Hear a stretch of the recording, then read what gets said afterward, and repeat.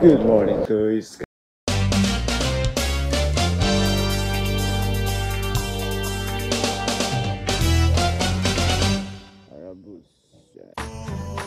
Handa ka na ba?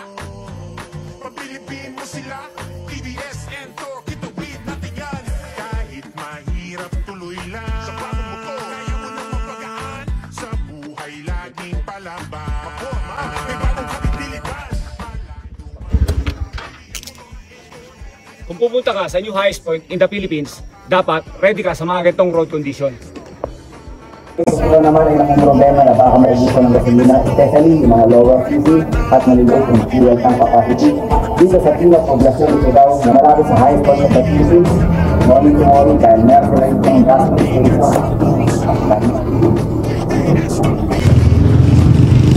Ikaw naman ay nagugutom at gustong kumain, merong masarap na kainan dito sa may Poblacion, harap ng Oval, dito sa Ifugao.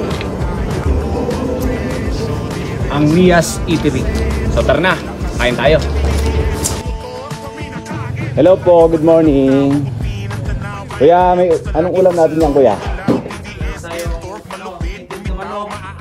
Papailitan na baka, Yung? dinakdakan, tapos itong torta. Ito, dinakdakan. Dinakdakan ng Ilocano yan. Dinakdakan. Ayan, gusto ko yan. So kuya, ano ba yung specialty nyo rito? Ito, papaitan. Papaitan na baka. Baka. Ito, Fried chicken. fried chicken, parang Jollibee ah. At ito yung Native na manok yan. Native Alaga na- namin dito. ay, sarap niyan. Kaya ano ba masasuggest mo sa amin dyan? Itong dinakdakan sir. Sige, bigyan mo kami isang dinakdakan. Saka itong native na tinolang manok. Ayan. Kaya anong pangalan mo kaya? Randy Ramos. O, invite po sila na pumunta rito sa Mia's Eatery. Dito dito sa Tinok, Poblacion. Yun. Para makatikim tayo ng mga luto namin dito. Okay. Ang sarap ng kakainin namin ni Fred dito sa Ifugao. Fred, lead the prayer. Teknolohiya tugon sa pangangailangan, kaya makatawid, makaangat, mapapabayaan. Amen.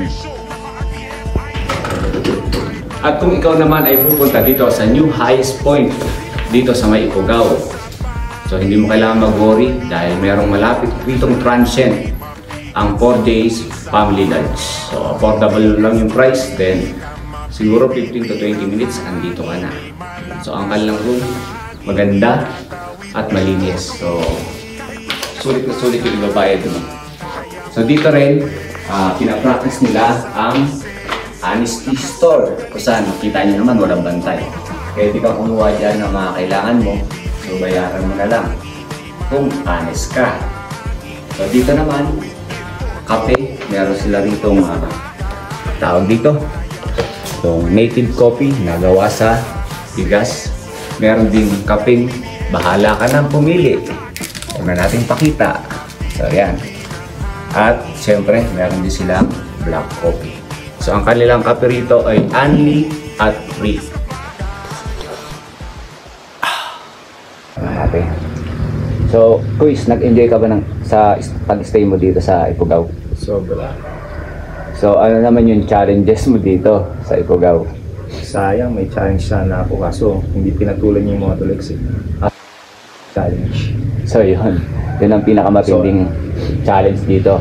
Kung maliligo ka. Ang tanong ko is, naligo ka ba? Yun na nga. Alam niyo na. Dahil walang pumatol sa challenge. Sorry, hindi rin ako naligo. Sobrang lamig. Parang tinambakan ng So, ice cube yung tubig. Yun ang isa sa mga challenges dito pag nag-stay ka sa Ifugao.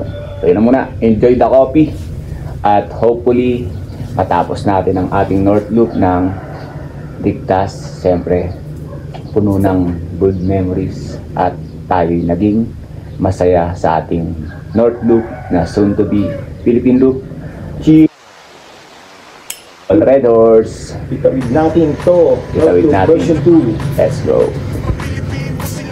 Siyempre magkakalit tayo ng napakaganda kong sticker, Motolex. Ito natin dito, yung hindi natin makakover. Ito na, sa taas.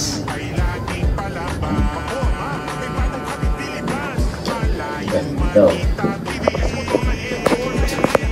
At siyempre, TBS Philippines.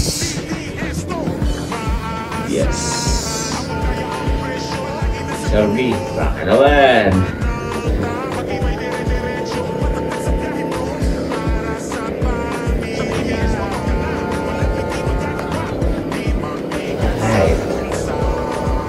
Nagbalik kami ni Quiz Friend dito sa new highest point in the Philippines. So dahil kagahapon nga medyo maulan at pagi, hindi namin na-enjoy yung pag-picture namin. So dito nabutan namin yung mga taga-saan kayo, sir? Yan. Shoutout po sa inyo. Yan. Mga ano po ba? Sinadya nyo lang rin dito? Opo. Para first time nyo lang rin dito. Ayan, sila sir, nabutan ko may ninonguya eh. Ano po ba yan, sir? Nga sir, nga. Ayan nga. So, Pagpainit ng katawan. So yun po yung purpose niya, no?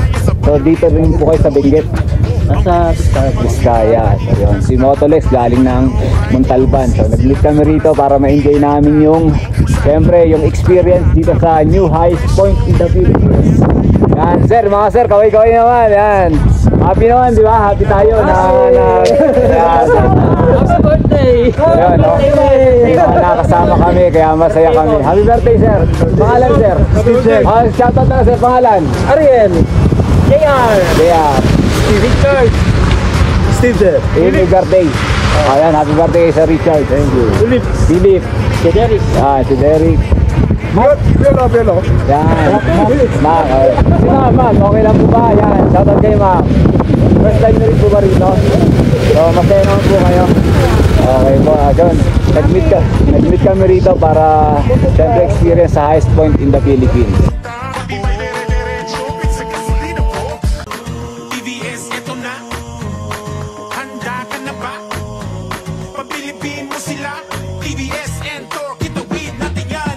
Kahit mahirap, tuloy lang. Sa pamumuto, kaya mo nang mapagaan. Sa buhay, laging palaban. Maporma, may bagong kabibiliban.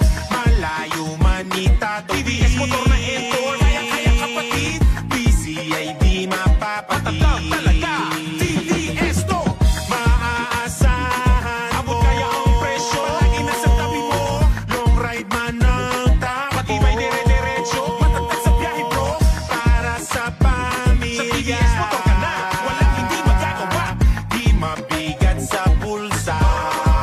TVS to. Di ka mapipiti ng hangin. Ay malakas man laging itatawid natin.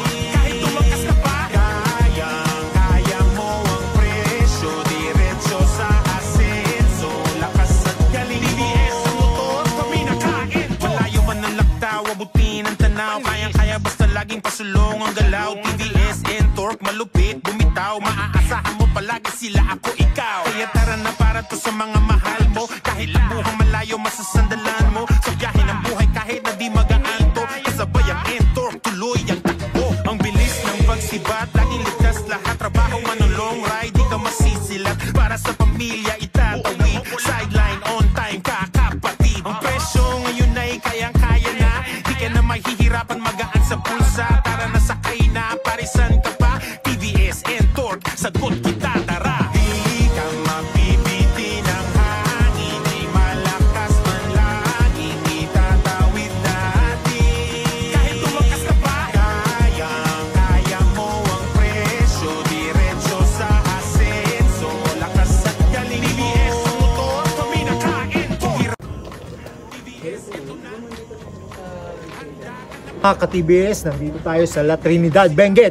Lagpas lang to ng Strawberry Farm. Kung saan sinamahan natin ang ating ka-TBS na si John Nickerson para makita kung paano niya itinatawid ang kanyang buhay gamit-gamit ang TBS Entor 125 version 1. So, nandito tayo. Makikita mo. Ganun, ma'am. Ayan po. Kita nyo naman po, nagdi-deliver po siya ng pagkain. Ayan, bila-bila. Oh. Okay, ayun siya. Ha? Gamit-gamit pa ang maleta. Ay, tinakbo pa, oh.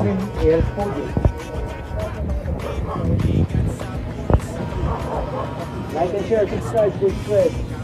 Yun.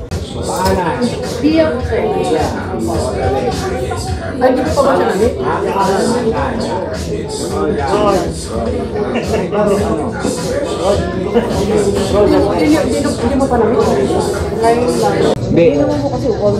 I-add kita sa ano, andun yung mechanic natin sa TBS, makakatulong.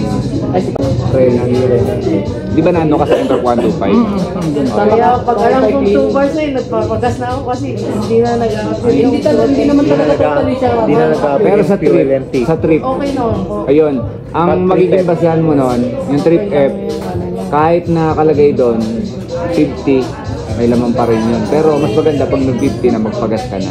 Kung spread yung isa, hindi pa natin ibibigay na yung ano, trono sa'yo. Ikaw na magbigay nito sa kanya, oh. Ako yung unang Kay na, ano? ako yung unang na interview tapos wala pala ako. Ah, hindi, ito.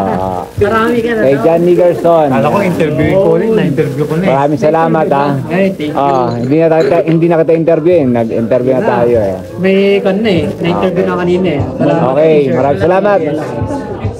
Thank you, thank you. Thank you rin.